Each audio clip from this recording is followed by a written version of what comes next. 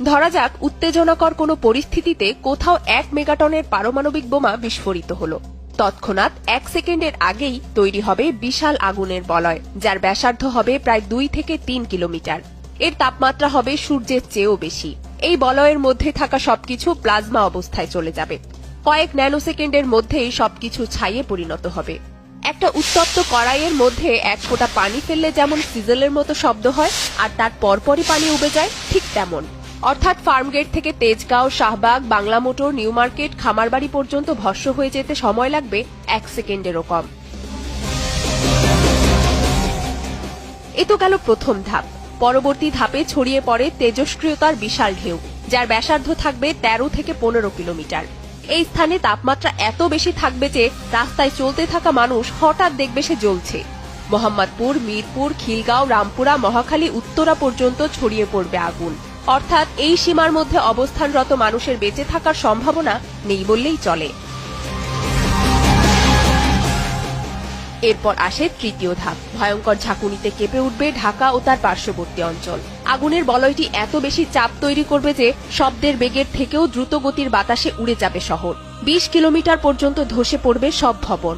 ধরুন বিস্ফোরণের জায়গা থেকে 20 কিলোমিটার দূরে কেউ জানালার পাশে দাঁড়িয়েছিল, হয়তো কিছু ঘটছে ভেবে ক্যামেরাটা বের করেছে মাত্র। ছবি তোলার বাটনে ক্লিক করার আগেই সব ধ্বংস হয়ে যাবে। দূরত্বের সাথে ঝাঁকুনি বা বিস্ফোরণের প্রভাব কমে আসলেও এই এলাকার মধ্যে থাকা তেল ও গ্যাসের পাম্পগুলো যেন আগুনে ঘি ঢালার মতো অবস্থা তৈরি করবে। এ সময় তৈরি হবে মাশরুমের মতো মেঘ। কার্বন কণায় ছেয়ে যাবে পুরো আকাশ।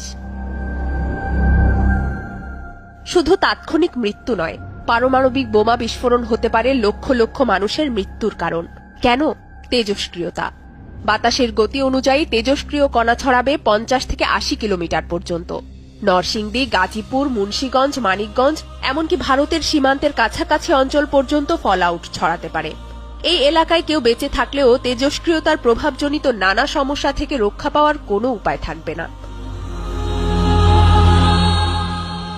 ধরুন অলৌকিকভাবে এত কিছুর পরও বেঁচে আছেন আপনি। চোখ খুললেই মনে হবে নরকে পৌঁছে গেছেন। আপনার মতো আরো 2-1 যন্ত্রণায় কাতর মানুষকে হয়তো দেখতে পাবেন। তারা পানি, খাবার আর চিকিৎসা চাইছে, কিন্তু কিছুই পাওয়া যাবে না। কে বাঁচাতে আসবে তখন? আশেপাশের শহর বা পাশের দেশ থেকে সাহায্য আসবে কিভাবে? বিস্ফোরণে জাহাজ, বিমানবন্দর কিছুই তো অবশিষ্ট নেই, সব তো পুড়ে ছাই। মোবাইল নেটওয়ার্কও কাজ করবে না।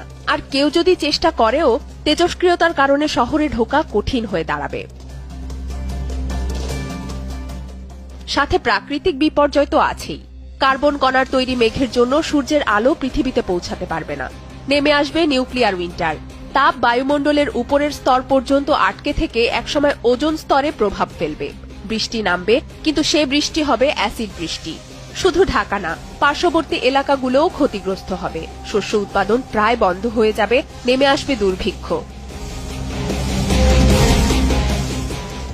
এ তো গেল 1 মেগাটন শক্তি সম্পন্ন পারমাণবিক বোমার কথা। যে অস্ত্র গোটা মানবজাতি ধ্বংস করার ক্ষমতা রাখে, সেই অস্ত্র তৈরিতে বিশ্ব নেতারা এত মরিয়া কেন? 2017 সালে বিশ্বের 2/3 দেশ পারমাণবিক অস্ত্র নিষিদ্ধ করতে সম্মত হলেও পারমাণবিক শক্তিধর দেশগুলো বিরোধিতা করায় তা পুরোপুরি কার্যকর হয়নি। তারা এই মারণাস্ত্র ছাড়তে নারাজ। নিরাপত্তার দোহাই দিয়ে বিশ্বের ক্ষমতাধর দেশগুলোই পারমাণবিক বোমা তৈরি করে যাচ্ছে একের পর এক। বিশ্ব পরিস্থিতি এখন যেদিকে এগোচ্ছে তাতে পারমাণবিক যুদ্ধের আশঙ্কা অমূলক নয়। যে কোনো ভুল সিদ্ধান্তে, ক্ষমতার দ্বন্দ্বে মানুষ ভয়ানক আত্মঘাতী এই বোমা ব্যবহার করে ফেলতে পারে।